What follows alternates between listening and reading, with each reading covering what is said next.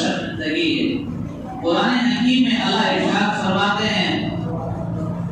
وَقُلْتُ اسْتَغْفِرُوا رَبَّكُمْ إِنَّهُ كَانَ غَفَّارًا يُرْسِلِ السَّمَاءَ عَلَيْكُمْ مِدْرَارًا وَيُمْدِدْكُمْ بِأَمْوَالٍ وَبَنِينَ وَيَجْعَلْ لَكُمْ جَنَّاتٍ وَيَجْعَلْ لَكُمْ أَنْهَارًا۔ نبی پاک صلی اللہ علیہ وسلم آپ کہہ دیجئے اپنے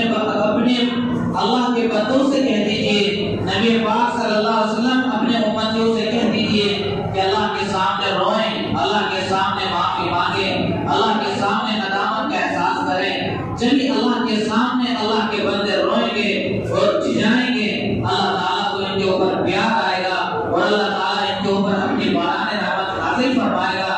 قرآن کریم نے اشارہ فرمایا کہ جو انسان اللہ سے معافی مانگتا ہے، استغفار کو اپنا معمول بناتا ہے، اللہ کے سامنے ندامت اور شرمندگی کو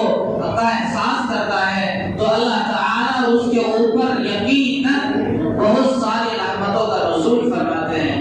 اللہ رب العزت نے فرمایا یرسل السماء علیکم مدرارا، آسمان اور زمین کی نعمتیں ان کے اوپر اللہ چھم چھم برساتے ہیں۔ وَيُمْدِدْكُمْ بِأَمْوَالٍ وَبَنِينَ وَيَجْعَلْ لَكُمْ جَنَّاتٍ وَيَجْعَلْ لَكُمْ أَنْهَارًا۔ اللہ تعالیٰ اسی کی وجہ سے ہی ان کو اولاد سے نوازتا ہے، اللہ تعالیٰ باغات سے نوازتا ہے، اللہ تعالیٰ مال و دولت سے نوازتا ہے۔ میرے عزیز بزرگوں، یہی ہے استغفار، یہی ہے توبہ۔ جو توبہ آدم نے بھی کی، جو توبہ نوح نے بھی کی، وہی آدم جس کو اللہ رب العزت نے جنت میں داخل کیا، جنت میں داخل ہو جانے کے بعد ایک خطا ہوئی، ایک معمولی سی بھول ہوئی، ایک چوک ہوئی، اس کی وجہ سے اللہ تعالیٰ نے جنت سے یقیناً نکالنے کا ارادہ کیا۔ تو کیا اللہ کے سامنے رو کر کے گرا کر کے آدم نے یوں نہیں کہا تھا ربنا ظلمنا انفسنا وان لم تغفر لنا وترحمنا لنكونن من الخاسرین؟ اے میرے رب، ہم نے اپنی جان کے اوپر ظلم کر دیا، پیارے اللہ اگر آپ نے ہمیں معاف نہ فرمایا اور اگر میری ذات کے اوپر آپ نے رحم نہ فرمایا تو ہم تو خسارہ اٹھانے والوں میں سے ہو جائیں گے۔ یہ کس کی صدا تھی؟ یہ ایک نبی کی صدا تھی، یہ اس نبی کی صدا تھی کہ جس کو یقیناً نبوت کا مقام سب سے پہلے اس زمین پہ ملا، یہ اس کی صدا تھی جس کو اللہ تعالیٰ نے سب سے پہلے اس مٹی کا پتلا بنایا۔ اور پھر آپ آگے چلیے، حضرت نوح علیہ السلام کی زندگی کو پڑھیے کہ حضرت نوح علیہ السلام نے جب اپنے بیٹے کے لیے ہاتھ اٹھائے تھے اور یہ کہا تھا اللہ یقیناً وہ میرا بیٹا ہے، آپ اس کو بخش دیجئے، اللہ تعالیٰ نے کیا فرمایا تھا؟ اے نوح وہ آپ کا بیٹا نہیں۔ پھر اللہ تعالیٰ کی طرف سے پھٹکار آئی تو نوح کے بھی یہ کلمات تھے انی اعظک ان تکون من الجاہلین، اللہ میں نے نادانی میں اپنے بیٹے کا سوال کر لیا، اللہ نے آپ مجھے معاف فرما دیجیے۔ میرے عزیز بزرگوں، یہی نہیں قصہ اختتام ہوتا، بلکہ آپ آگے آئیے حضرت موسیٰ علیہ السلام کی زندگی پر آپ نظر ڈالیے کہ جب ایک نبی کے اندر اللہ کی محبت بہت زیادہ ہوتی ہے، اس کے رگ و رشے کے اندر اللہ کی محبت سما جاتی ہے اور اس کے من میں اور تن میں اتر جاتی ہے، تو پھر کیا ہوا؟ پھر یہ ہوا کہ حضرت موسیٰ علیہ السلام نے جب اللہ سے یہ مطالبہ کیا رب ارنی انظر الیک، اے میرے رب میں آپ کو دیکھنا چاہتا ہوں۔ لہذا جو بندے اللہ سے محبت کرتے ہیں، اللہ تعالیٰ ان کے اندر شوق لقاء بڑھا دیتا ہے، ان کو بس حضور پاک صلی اللہ علیہ وسلم نے ارشاد فرمایا جو اللہ تعالیٰ سے ملنے کو اپنے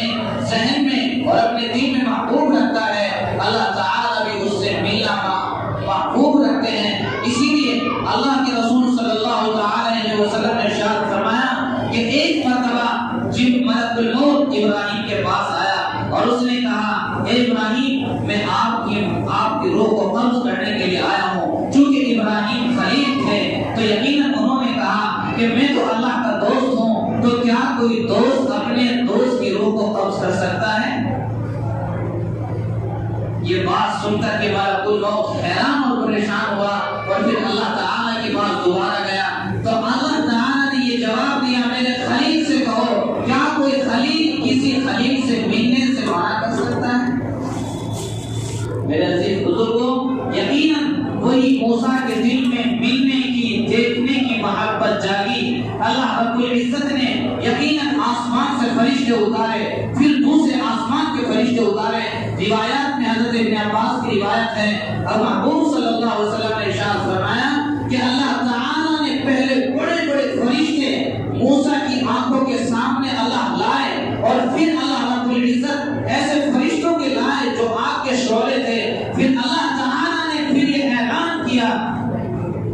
جس اعلان کو یقیناً زمین نے سنا، آسمانوں نے سنا، درختوں نے سنا، جنت نے سنا، جہنم نے سنا، اور یہ سنا کہ میں اپنی تجلی پہاڑ پر ڈالنے والا ہوں، اور یہ میرے بندے موسیٰ کا مطالبہ ہے۔ موسیٰ علیہ السلام تو ان فرشتوں کو دیکھ کر ہی بے ہوش ہو رہے تھے، لہذا جب وہ کام ہوا، کیونکہ موسیٰ کی آنکھوں میں اتنی طاقت نہیں تھی کہ یقیناً اللہ رب العزت کے دیدار کو کی تجلیات کو برداشت کر سکے، لہذا پھر کیا ہوا کہ حضرت موسیٰ علیہ السلام کو افسوس ہوا اور کہا قال انی سبحانک تبت الیک وانا اول المؤمنین، اے میرے رب مجھ سے غلطی ہو گئی، میں آپ سے توبہ کرتا ہوں اور میں یقین کرتا ہوں کہ یقیناً میں آپ پر سب سے پہلے ایمان لانے والوں میں سے ہوں۔ میرے بھائیو،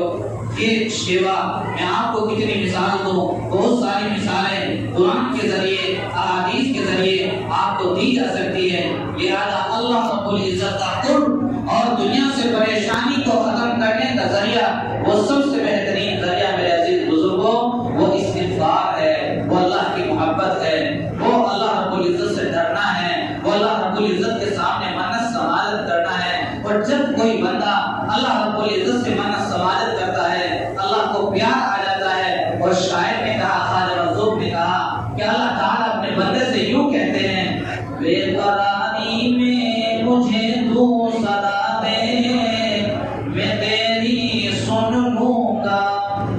بے قراری میں مجھے تو صدا دے، میں تیری سن لوں گا، رو کے بس ہاتھ اٹھا دے، میں تیری سن لوں گا، گر حیا آتی ہے تجھ کو روتے ہوئے، رونے والی تو فقط شکل بنا لے، میں تیری سن لوں گا۔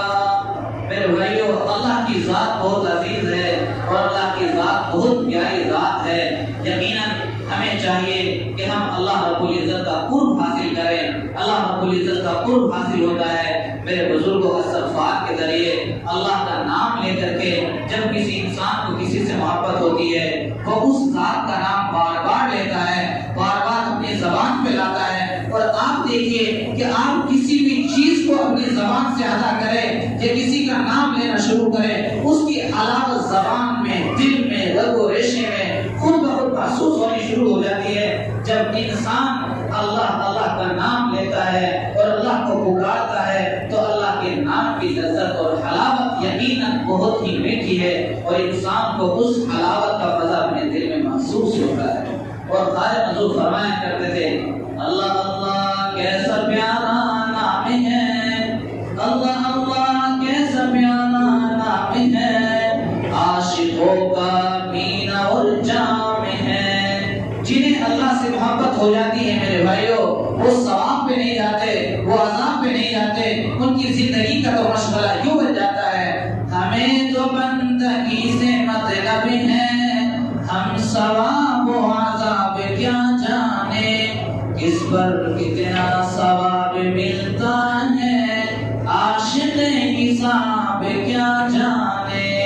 میرے بھائیو، عاشقوں کو نہیں پتا ہوتا کہ انہوں نے کتنا کلام پڑھ دیا، کتنی راتوں کو نفلیں پڑھ دی۔ یہ میرے بھائیوں اور میرے بزرگوں، یہ یقیناً جب بندے کے دل میں اللہ کی محبت سما جاتی ہے اور اللہ کی محبت اتر جاتی ہے، تو پھر انسان اللہ کے قریب ہو جاتا ہے۔ اس لیے اللہ رب العزت قرآن حکیم میں ارشاد فرماتے ہیں، وَمَا كَانَ اللَّهُ لِيُعَذِّبَهُمْ وَأَنْتَ فِيهِمْ وَمَا كَانَ اللَّهُ مُعَذِّبَهُمْ وَهُمْ يَسْتَغْفِرُونَ۔ تمہارا رب تمہیں اس وقت تک سزائیں نہیں دے سکتا، مصیبتوں میں گرفتار نہیں کر سکتا،